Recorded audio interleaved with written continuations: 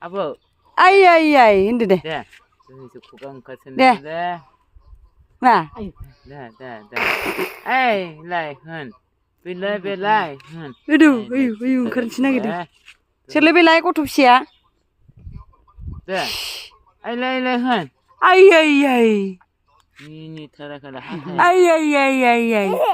Ya. Ai.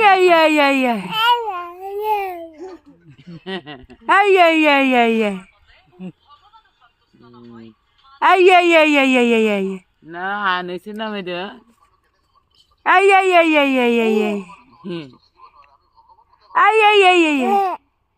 Dia hati aku dikit dia.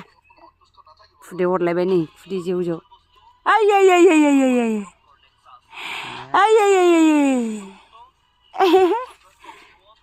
Ai. Oh.